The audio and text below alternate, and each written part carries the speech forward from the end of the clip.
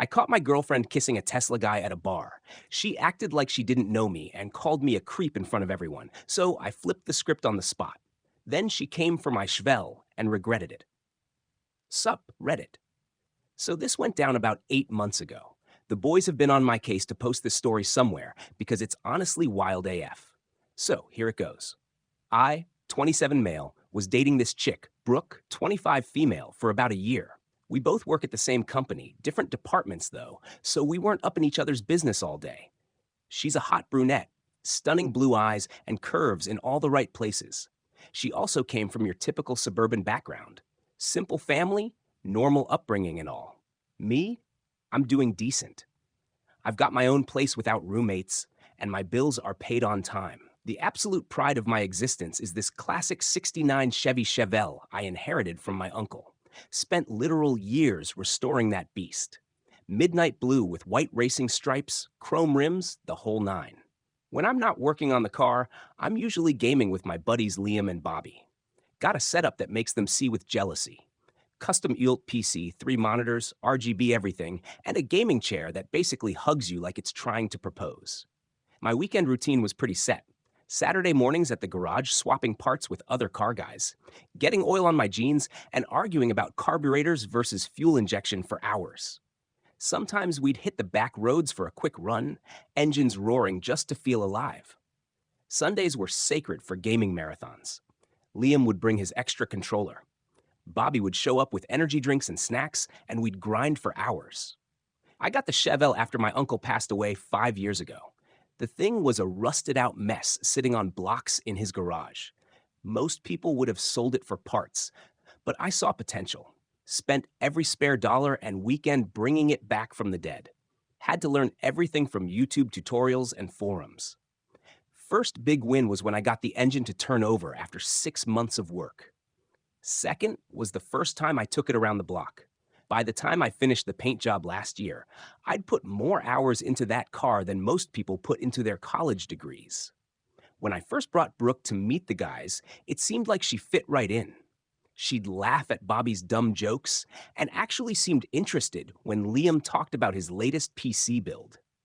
She'd even sit on the couch with us during game nights, scrolling through her phone, but occasionally looking up to cheer when one of us pulled off something impressive. Liam's always been my day one since high school. Dude works in IT and can fix anything with a circuit board. He once rebuilt my entire PC after I accidentally fried the motherboard by trying to overclock it too much. Bobby joined our squad in college. He's the one who's always got some insane story about his weekend, but somehow still crushes it at his finance job. Ma N can party until 4 a.m. and still send perfectly crafted emails at 7 a.m. No idea how he does it. Things with Brooke seemed cool at first. Weekend dates, weeknight Netflix, and chill. You know the drill. But around 8 months in, she started with these comments like, "Don't you think that car is too old?" Or, "How long are you going to play that game tonight?" Nothing major, but constant little jabs. One time, I was under the Chevelle fixing the exhaust system when she came over unannounced. Just stood there in my garage sighing loudly until I rolled out from under the car. I thought we were going to that new sushi place tonight. She said we weren't. We had literally zero plans that night, and I had told her I was working on the car. The weird thing was, I always made time for her. Always. If she wanted to go out, we went. If she wanted to watch some reality show instead of me gaming, controller down, TV on. I'd even take her for rides in the Chevelle, and she'd act like she was having fun, but then later drop some comment about it being such an old man car or whatever. She started forgetting when we had plans, too. I'd show up at her apartment ready for our dinner reservation, and she'd be in sweats claiming she never heard me confirm. Then I'd show her our texts, and suddenly she'd remember, but blame me for not reminding her enough. There was this one time we were at a car meet with the Chevelle. This dude comes up, total gearhead, starts asking me about the engine specs, the restoration process, all that good stuff. Brooke's standing there, visibly bored. Then the guy mentions he works for some tech startup. And suddenly, she's all interested, asking for his card for networking right in front of me. When I brought it up later, she acted like I was being paranoid. The mind games got worse over time. We'd make plans to watch a movie at my place, and she'd show up 2 hours late with some excuse about traffic or work running long. But her Instagram would show she'd been at happy hour with her coworkers. When I'd call her out, she'd flip it around and say I was being controlling for checking her social media. One night stands out in my memory. We were supposed to go to my buddy Mike's birthday thing at this arcade bar downtown. I'd been talking about it for weeks. Day of, she texts me that her mom needs her help with something. A total emergency. Can't make it. I say, no problem. Family comes first. 3 hours later, Liam sends me a pic of Brooke at some rooftop bar with her friends. Confronted her the next day, and she gives me this whole speech about how she deserved a night out and was afraid I'd be mad if she told me the truth. Like, what? Liam noticed it first. Bro, she's kind of messing with your head. He told me one night while we were playing Warzone. Bobby agreed. Yeah, man. My cousin's ex used to do the same thing. I should have listened, but you know how it is when you're in the trenches. Then the whole show happened on a Friday night. Now, I want you to read this with focus because it gets wild. Lol. So earlier that day, Brooke told me she was having dinner with some college friends. No big deal. My boy Jake, another buddy from work, and I were going to hit up this bar called The Local. That morning, I caught her checking my phone while I was in the shower, just straight up scrolling through it. When I asked what she was doing, she said just checking the time and put it down. My phone was passcode protected, but I'd made the mistake of letting her see me enter it once. Rookie mistake. Jake canceled last minute. His kid got sick, so I went solo. I walked in around 10 p.m., and I swear on everything I love, the first thing I see is Brooke practically mounting some dude in a fancy suit, hand on his thigh, giggling at everything he said like he was Dave Chappelle or something. You know those moments where your brain just doesn't process what your eyes are seeing?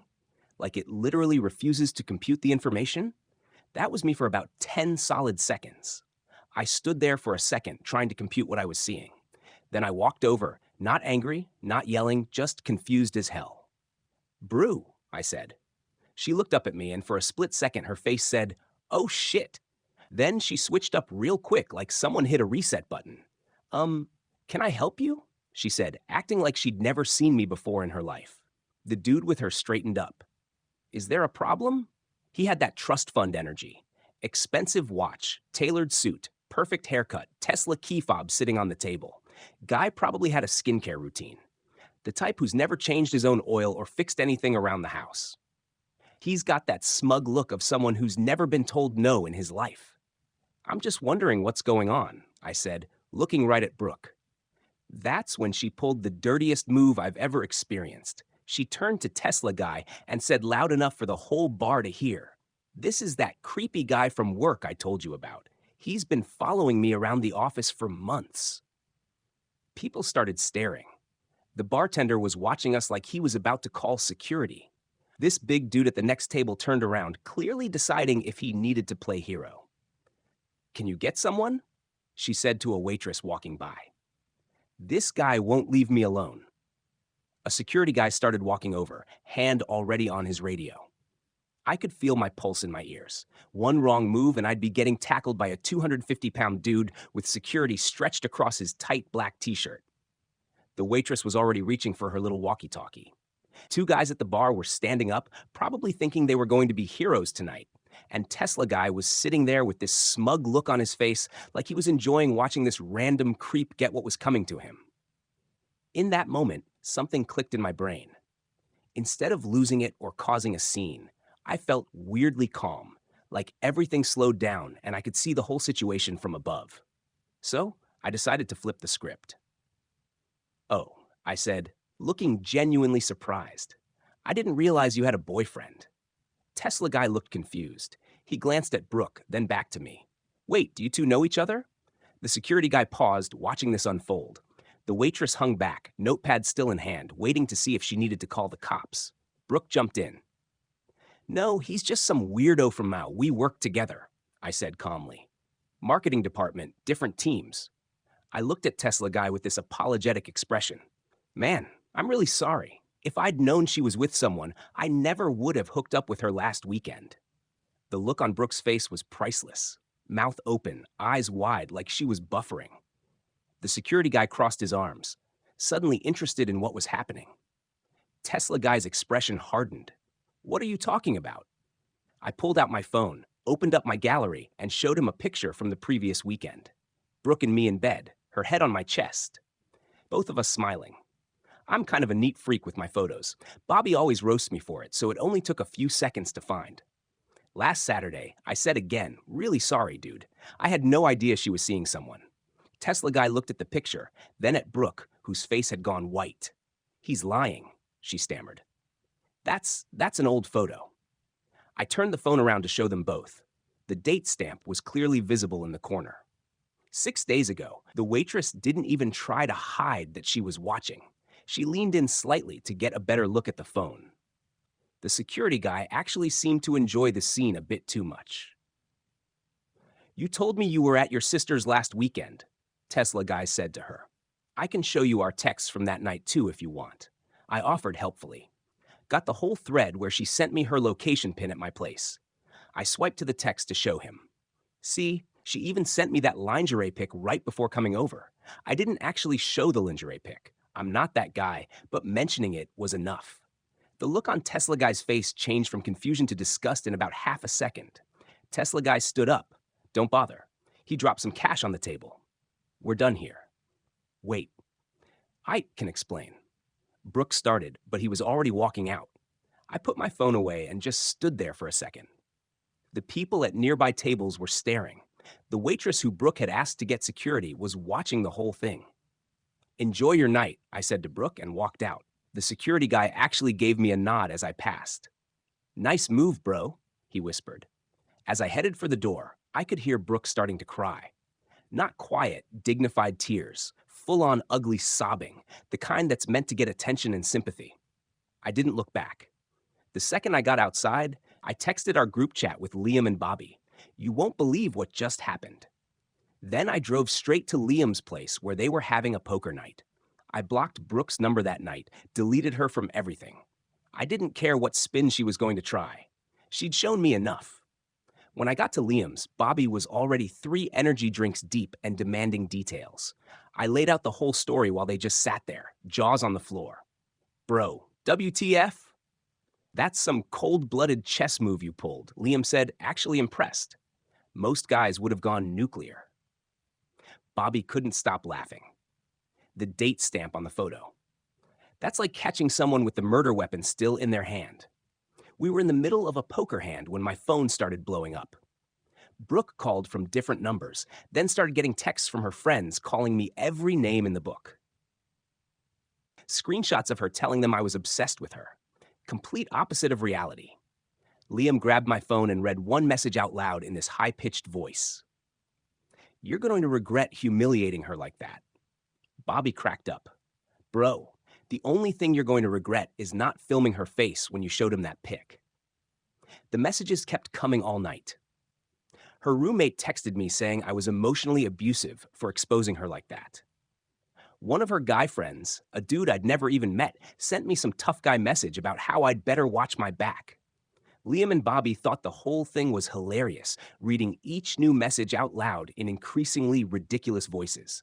How much you want to bet she's telling everyone you two were on a break or some BS? Bobby said, tossing chips into the pot. Nah, Liam countered. She's going to say he was just a friend and you overreacted. They were both wrong. The story she was spreading was that I'd been stalking her for months, that we'd never actually dated, and that I'd photoshopped those pictures of us together. Absolutely insane. On Monday, I showed up to work early and requested a desk move to the other side of the floor.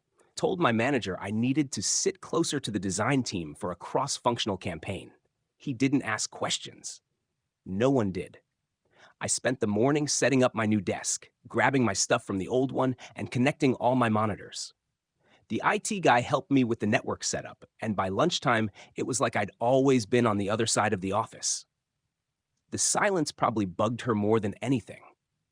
For about 2 weeks, she tried everything to talk to me. Showed up at my desk, waited near the coffee machine, cornered me near the elevator. I kept it clean. I'm busy. I have a meeting. Not interested. The more I ignored her, the more unhinged she got.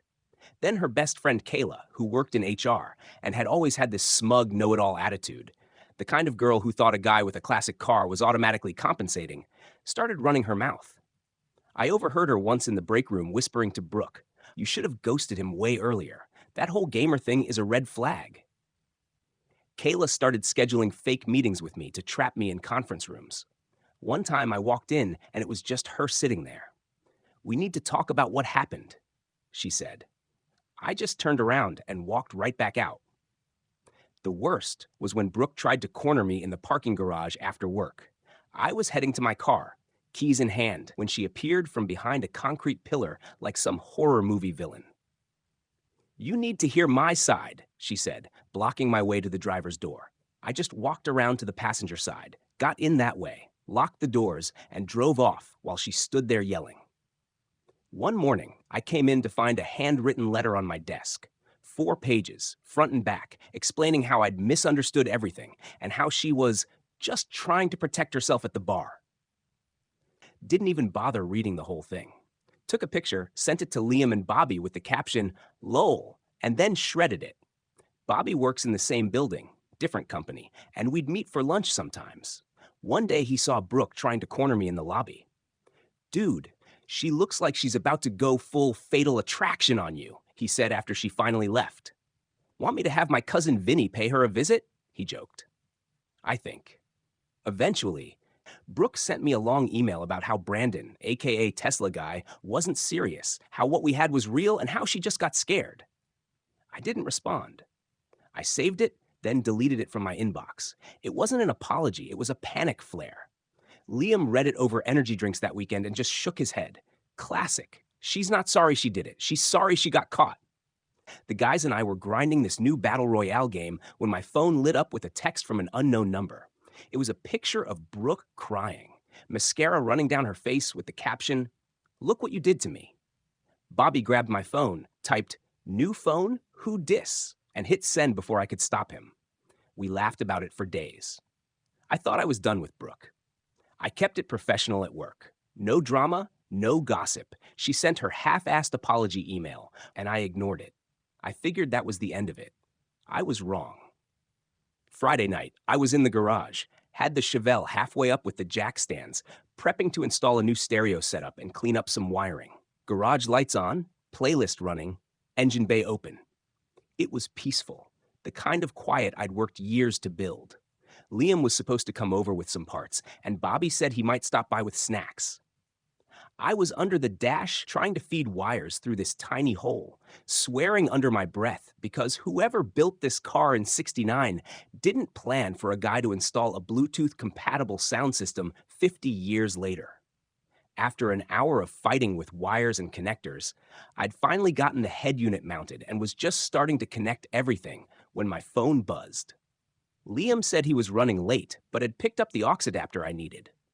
Perfect timing. Then I heard a car door slam and someone pounding on my front door. It was Brooke. She was outside screaming, calling me a coward, telling me I had no right to make her look like a cockroach, yelling loud enough that neighbors' lights started flipping on. Mrs. Johnson from next door actually came out onto her porch in her bathrobe, watching the whole thing. I didn't open the door. I didn't even say anything. I just turned the music volume up until she was gone. I wasn't in the mood for drama. Then I heard it, a loud smack followed by something that didn't sound right. I walked out the side door and froze. She was already in her car speeding off. The Chevelle was sitting in the driveway, coffee dripping down the hood, a busted drink cup on the ground. And then I saw it, a freaking scratch. A deep, ragged line running right across the passenger side door, fingernail deep, clear coat, paint, everything. I walked up to it like I was trying not to believe what I was seeing. My freaking car had now crossed an uncrossable line. This wasn't just any scratch. This was deliberate, malicious destruction. A jagged, ugly line that went from the front fender all the way to the rear quarter panel. The kind of damage that makes car guys physically sick to their stomachs. I wasn't yelling. I wasn't even talking. I just stood there, fists balled up, staring at the side of my car. That car wasn't just a car. I built it. I fixed it. I earned it. And she came to my house and decided she had the right to destroy it because her little rich guy fantasy blew up in her face. Right then, Liam and Bobby pulled up. They took one look at me, one look at the car, and knew something was seriously wrong. "What the hell happened?" Liam asked, examining the scratch like a doctor looking at a wound. "Freaking Brooke happened," was all I could say. Bobby just shook his head. "Bro, she's gone full psycho. This is restraining order territory now." "Look at this," I said, pointing to the scratch.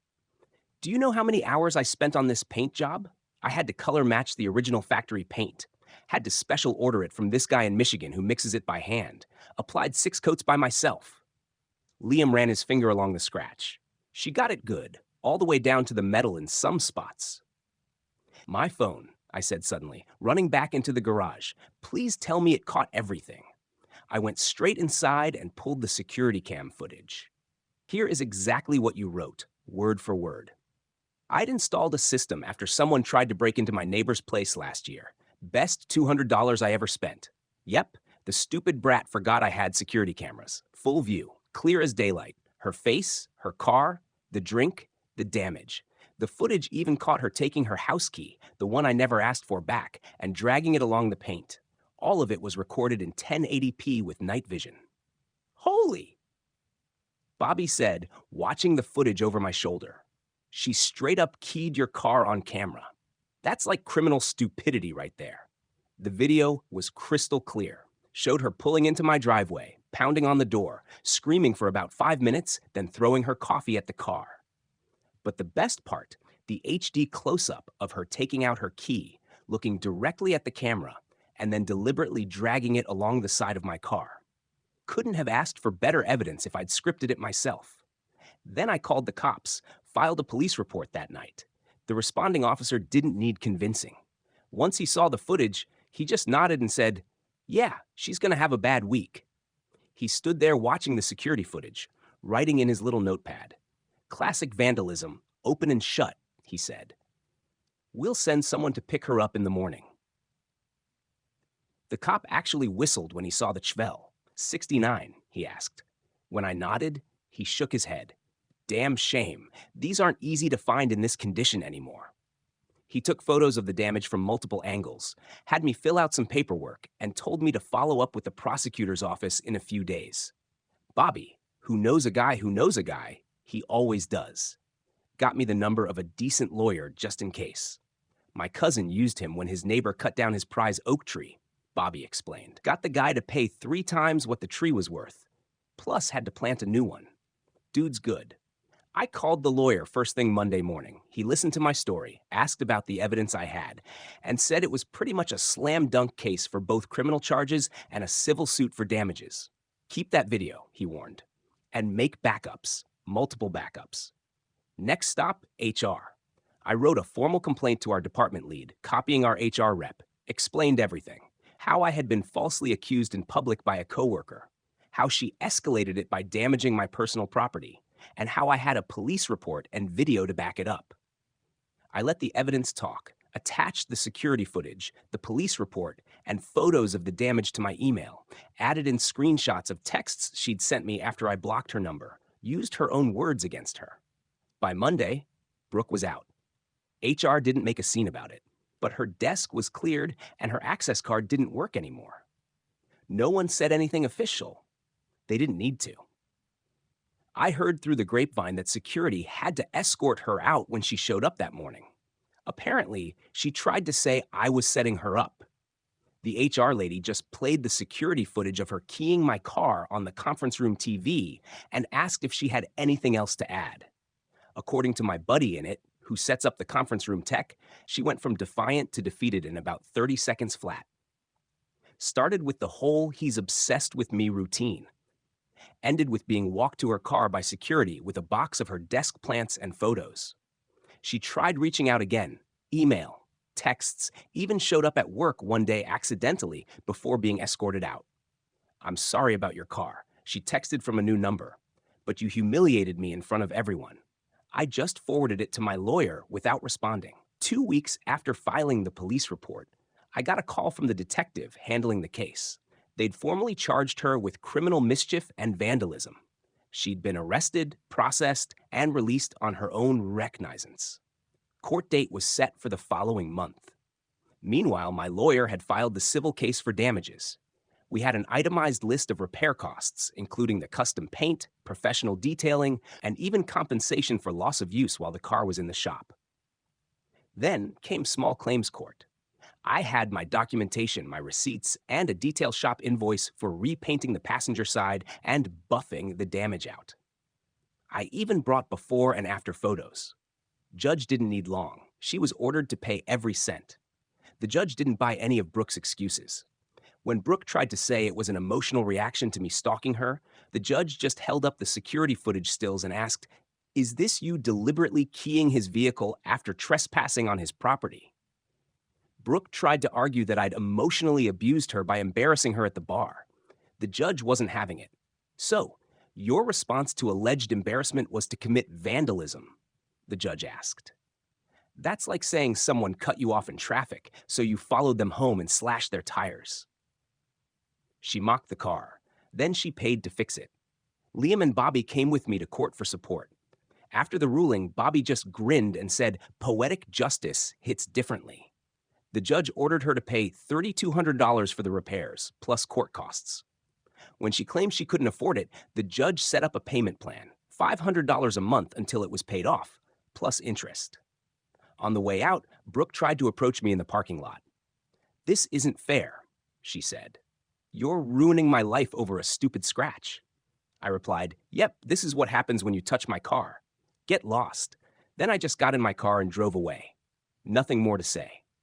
Later that night, I got an email from her with the subject line, "I hope you're happy." Inside was just a screenshot of her bank account showing the first $500 payment to me. I didn't reply, but yeah, I was pretty happy. That was months ago. I've been doing good since. No girlfriend, no drama, no fake apologies. Just peace. Work's been solid. That campaign I was grinding when this all started, it crushed. Got me a raise and a promotion, moved into a better office, got more remote hours, and finally stopped eating sad desk lunches. My new position came with a team to manage. 5 people reporting to me now. Got my own office with a door that closes. Actual privacy. No more open floor plan BS where anyone can just walk up and start talking. The promotion came with a nice pay bump, too. Not life-changing money, but enough that I could finally afford some of those car upgrades I'd been planning for years. First paycheck with the new salary hit my account, and I immediately ordered parts I'd had sitting in my online cart for months. Put some of that raise into the Chevelle. New sound system, leather redone, full detail job. Had the paint matched and corrected. Then hit it with a ceramic coat. She looks better now than the day I pulled her out of storage. The ceramic coating was a game-changer. Water beads right off it and minor scratches buff out like nothing. Cost a small fortune, but worth every penny for the peace of mind. Plus, it makes the midnight blue paint look so deep you could dive into it. Liam helped me install some upgrades to the engine too. Nothing crazy, just some quality of life improvements that make her purr like a jungle cat. We spent a whole weekend replacing the carburetor with a more efficient one, upgrading the intake manifold, and adding a performance chip that boosted the horsepower by about 15%.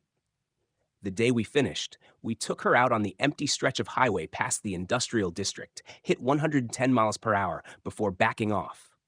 The sound of that engine at full throttle is better than any music.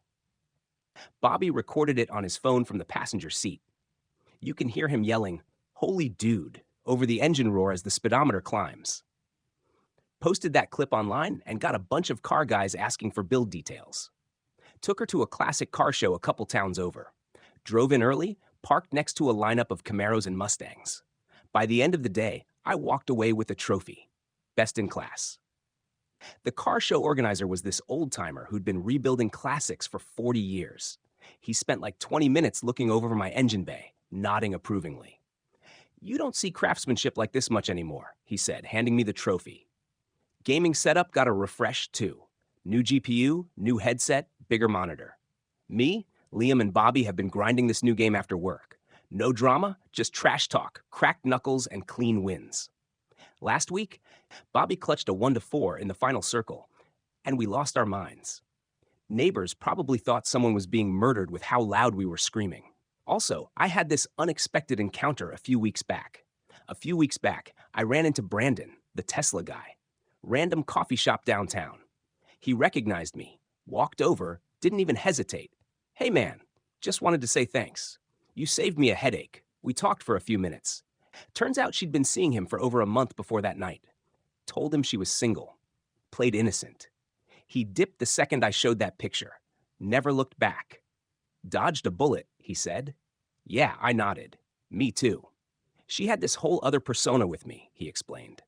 Told me she was taking classes for an MBA. Said she didn't play games and wanted something serious. Complete 180 from how she actually was. We actually ended up exchanging numbers. Turns out he's big into classic cars too. His dad has a '67 Mustang they restored together. We're meeting up at a car show next month. Funny how things work out sometimes. Got a text from Brandon last weekend about a car meet happening at this industrial park outside of town. Bunch of exotic cars, some classics, the whole deal. Took the Chevelle out there, parked next to his buddy's Porsche.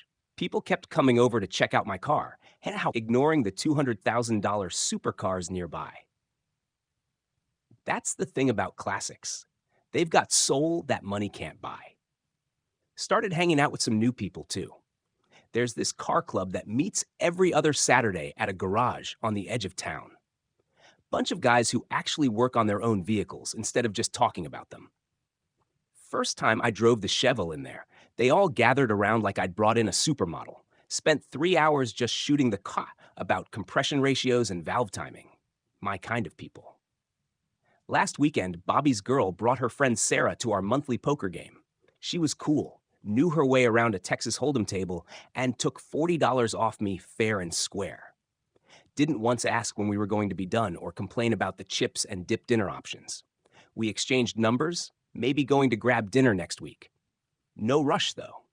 We were all at Liam's place for our weekly game night when someone brought up Brooke. Hadn't heard that name in weeks, to be honest. Apparently, she'd been posting these cryptic karma will get him type messages on social media. Couldn't care less. While she's still making payments on my car repairs, I'm living my best life. Some days I think about how different that night could have gone. I could have yelled. I could have begged, but I just pulled the reverse card. I let the facts do the talking, and when she came back angry, I didn't match her energy. I hit her where it actually hurts, quietly, permanently. I didn't need revenge. I just made sure she got what she deserved. So that's my story. Reddit, if there's a lesson here, it's this. Document everything. Install security cameras, and never let anyone make you question your own reality. And maybe, just maybe, never date a girl who thinks a Chevy like mine is too old. Edit 1? No, I didn't press criminal charges. The civil case and getting her fired was enough for me. I'm not looking to ruin someone's life completely, just had to teach her a lesson. Edit 2. For the people saying this is fake, believe what you want. I wish I had made this up. Edit 3. I read most of your comments, and I can't believe how many of you have similar stories. Dating really is a war zone these